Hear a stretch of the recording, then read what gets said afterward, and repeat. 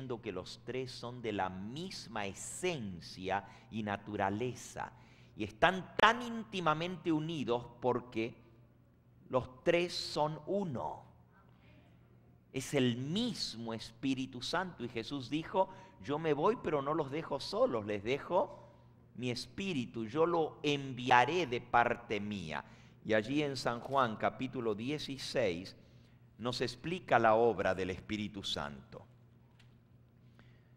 Nos dice en el versículo 7, yo os digo la verdad, os conviene que yo me vaya, porque si no me fuese, el Consolador no vendría a vosotros, mas si me fuere, os lo enviaré.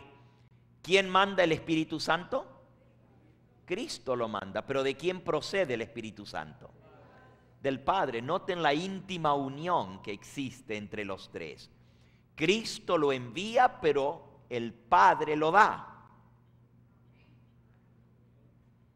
Procede del Padre, pero es enviado por Cristo. Y dice, conviene que yo me vaya. ¿Por qué convenía que Jesús se fuera? Si yo no me voy, el Espíritu Santo no vendrá a vosotros. Pero cuando yo me vaya, os lo enviaré. Cristo en esta tierra era Dios hecho carne. Era la gloria de Dios. Donde Él estaba, estaba Dios. Pero Él estaba limitado por un cuerpo físico. Si Él estaba en Jerusalén, tenía que físicamente ir a Galilea para estar en Galilea. Dios no.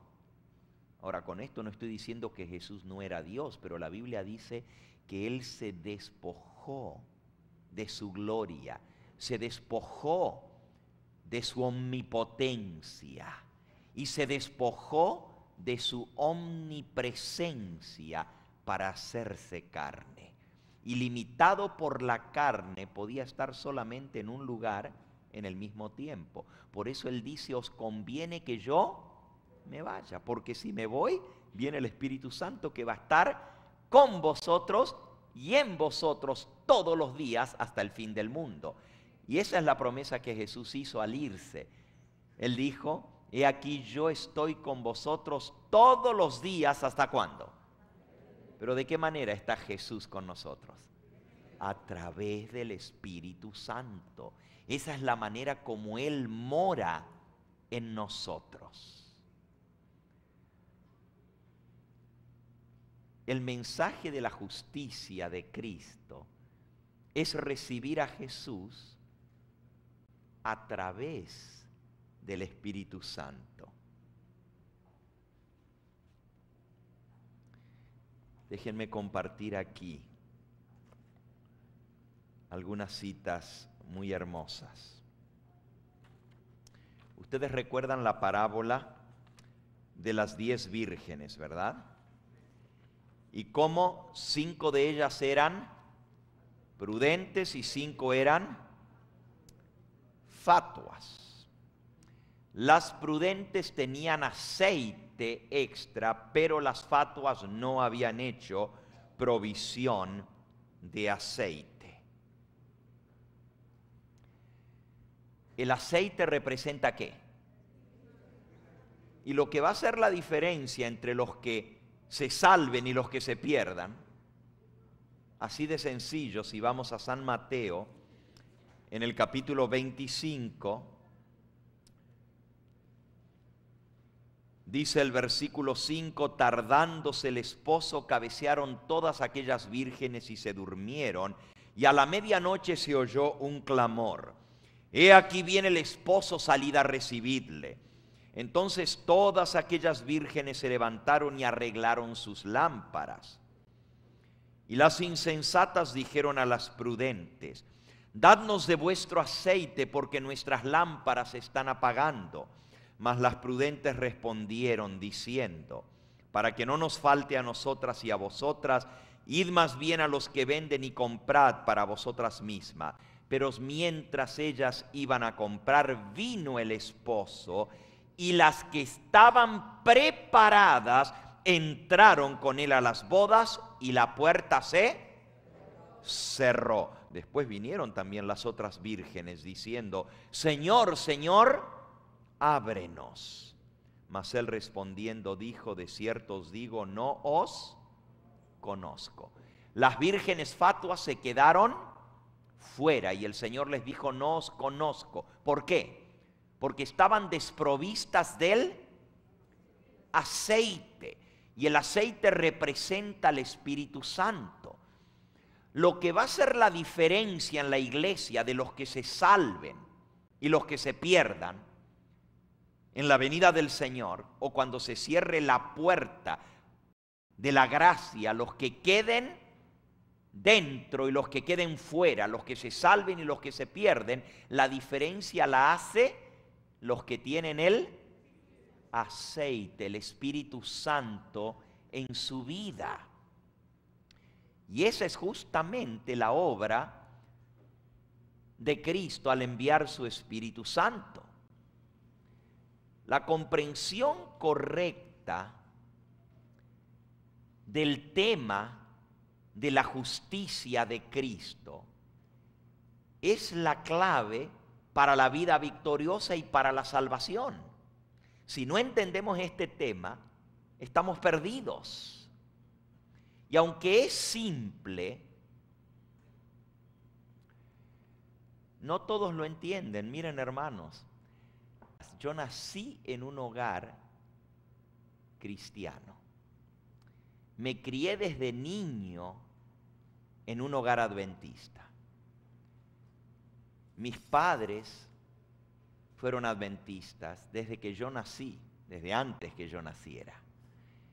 Mis abuelos fueron adventistas y yo nací en un hogar adventista cristiano. Mi padre era pastor. Y como todo niño adventista, yo me bauticé a los 12 años de edad, porque esa era la costumbre en aquella época. Y yo no voy a negar de que yo tuve una experiencia muy hermosa a través de mi bautismo. Yo anhelaba desde más chico bautizarme, pero mis padres me decían: tienes que esperar hasta que cumplas los 12 años, porque tienes que entender. Pero si yo ya entiendo, yo quería bautizarme, pero ellos me hicieron esperar hasta cumplir mis 12 años y me bauticé, y fue una experiencia muy especial y hermosa en mi vida. Pero realmente mi conversión, fíjense qué cosa, ¿no? Mi conversión, donde realmente comprendí lo que era el plan de salvación y sentí que había sido salvado, fue años más tarde. Yo conocía la doctrina, conocía las enseñanzas, conocía lo que era aceptar al Señor Jesús en forma de teoría, y lo aceptaba. Y sinceramente quería servirles más. Acepté el llamado del Señor Jesús para prepararme y ser un ministro suyo. Tenía 15 años de edad cuando el Señor me llamó para prepararme para el ministerio. Y no dudo un solo momento que fue Él quien me llamó. Y me llamó de una manera muy impresionante, ¿no? Les voy a contar en esta tarde la historia de mi llamado, pero yo estoy seguro que Dios me llamó. Y tenía solo 15 años. Yo no quería ser pastor, yo quería servirle al Señor, pero no como pastor. Y no voy a entrar en los detalles, ¿no es cierto? Pero yo me crié en un hogar de un pastor, y el pastor no tiene tiempo para sus hijos.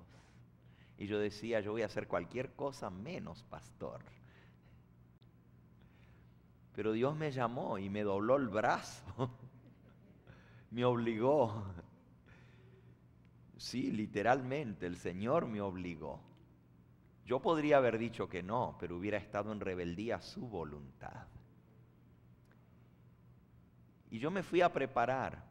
Pero hermanos, les digo esto y estoy abriendo mi corazón con ustedes. Imagínense qué tragedia. Yo estaba estudiando teología. Me faltaban meses para graduarme de pastor. Y me gradué muy jovencito de la licenciatura. licenciatura en teología. Tenía tan solo 18 años de edad y ya había terminado la universidad. Y a los 18 había terminado mi carrera de 4 años de teología. Y usted dice, ¿cómo? De los 15 a los 18 hay 3 años, lo hice en menos años. Y le doy gracias y la gloria al Señor, ¿verdad? Y en segundo lugar a la Reforma Pro Salud, por la mente clara que el Señor me dio al hacerme vegetariano.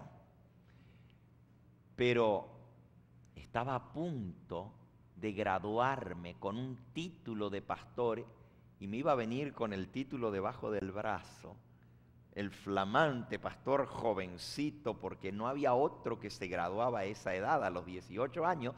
Estaban llegando a la universidad los que iban a estudiar de pastor y yo ya estaba saliendo.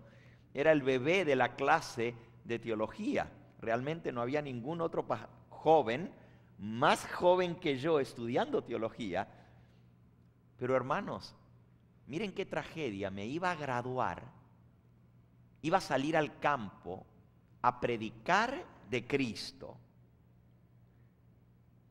a ser un pastor, y yo mismo no estaba convertido.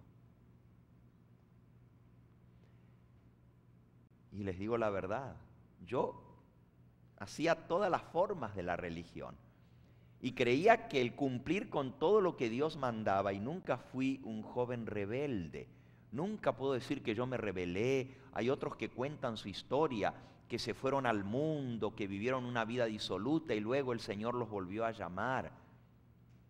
Yo nunca hice eso, nunca fumé, y con esto no estoy diciendo que soy mejor que otro, no, al contrario. Yo creía que porque yo era así, eso era lo que significaba ser salvo, obedecer al Señor en todo.